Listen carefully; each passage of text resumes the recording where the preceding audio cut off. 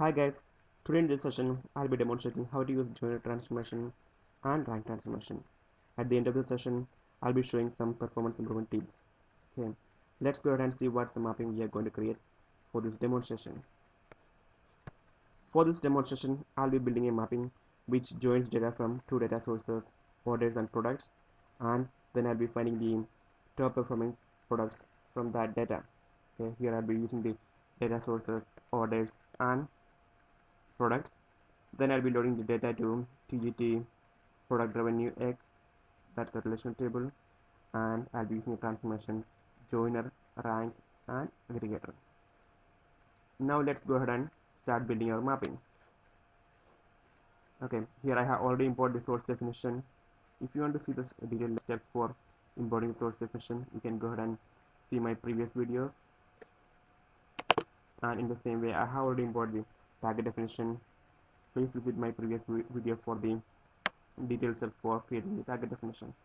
And I have already started building the mapping. Here you can see that the orders table and the product table has been created in the mapping designer. Okay, the next step for us will be to join the data from these two tables. Okay, for that we'll be using the transformation called joiner transformation. Okay, if you need to combine data from two tables in SQL, you'll be using the join operation, where you can combine the data between the tables using their relationships. Okay, there you can use the equi-join, left outer join, right outer join, or a full outer join to combine the data. In the same way, you can use the joiner transformation here to combine the data from two different data sources. Okay, let's go ahead and create the joiner transformation. Now let's take the columns to the joiner transformation.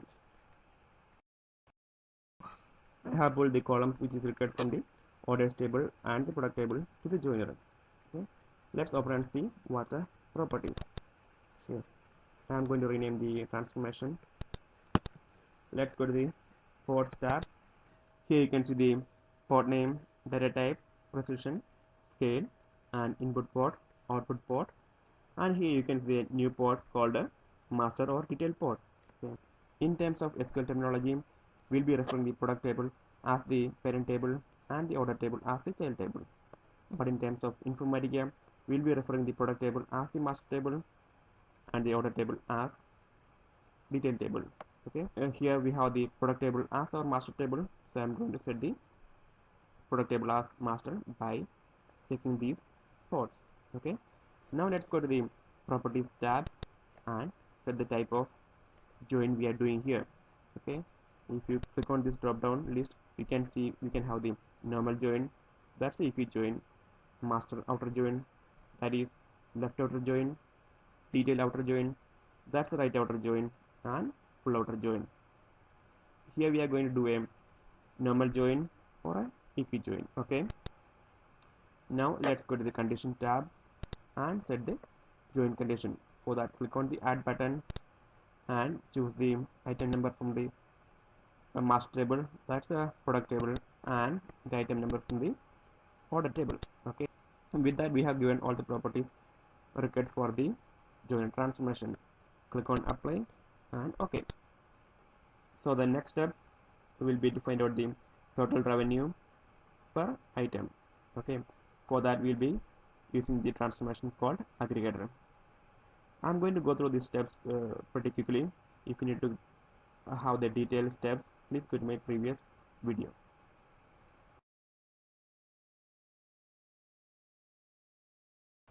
Okay, I have created the aggregator which finds out the total revenue and total quantity. Okay, the next step for us will be to identify the top 10 revenue generating products. Okay, for that we'll be using the transformation rank. Let's go ahead and create the rank transformation. Now choose all the columns in the aggregator to the rank transformation. Do a double click, open the transformation for the edit mode, give a name. Okay, then go to the ports tab. You can see the port name, data type, precision, scale, input port, output port, variable port, and you have a new port called the rank port. this is the pod based on which you are doing the ranking for the record. So since we need to find the top 10 products based on the total revenue, I'll be doing the ranking on revenue. Okay, here we can see a group by pod. With a group by pod, you'll be able to group the records together and find out the ranking within it. For example, if you need to find out the ranking within a product category, we can do a group by on product category, but we don't need to have a grouping here. I am going to uncheck all the group by from here. Okay, so now let's go to the properties tab and say that we need to find out the top 10 products, and if you need to find out the bottom 10, you can choose that from here. Okay, now let's go to the pods tab. Here you can see a default pod rank index, and you can see that it's a output only pod. Okay, so using this pod you'll be able to get the rank of each record. Okay, click on apply and okay.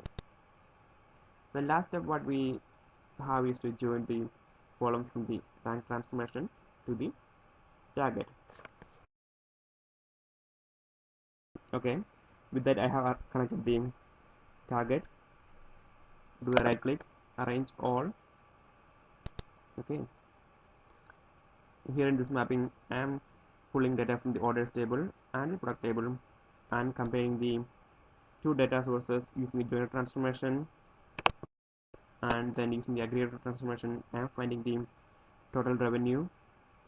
Then using the rank transformation I am finding out the top 10 revenue generating products. Then the data is loaded to the relational table. Do a validate.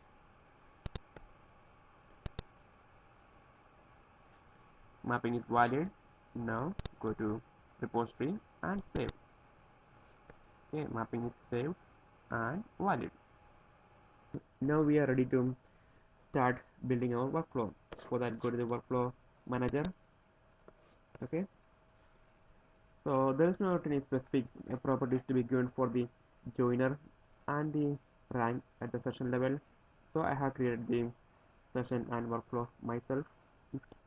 If you need to see the detailed steps for creating workflow, please go and visit my previous video.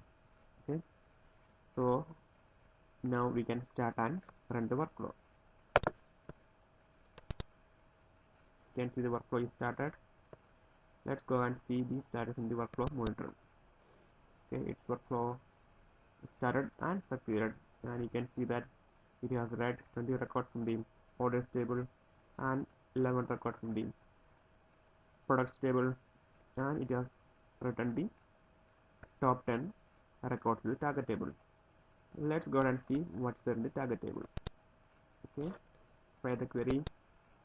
Here you can see that the 10 records have been loaded to the target table TGT product revenue X. Okay, now it's time for the performance improvement tips. Okay,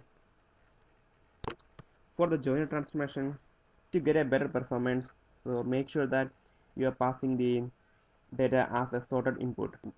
Okay, and once you have the sorted input, make sure that you have the sorted input property is set.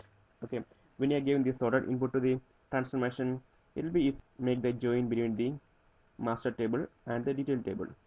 Okay, one other thing you can do to get a better performance is to make sure that you are setting the smaller table as master table. The reason why you can do that is master table is the one which will be cached by the joiner transformation. Okay, so if you make a smaller table for caching, it can give better performance. Okay, for the aggregator also you need to make sure that the inputs are passed as a sorted input. Okay, and you need to set the property of the sorted input as set. Okay, you need to make sure that the sorted input is in the same order of the group by pod. Okay, so with that you'll be able to get a better performance for the aggregator. Okay, that's all guys for this video. Please let me know your questions and feedbacks on these videos. In my next session I'll be covering about the reusable transformations and map rate. Please go to my Facebook page. You will be able to get a complete list of training session, training manual, lab guide, and much more information just for the fans. Thank you once again. See you again for the next video. Bye bye.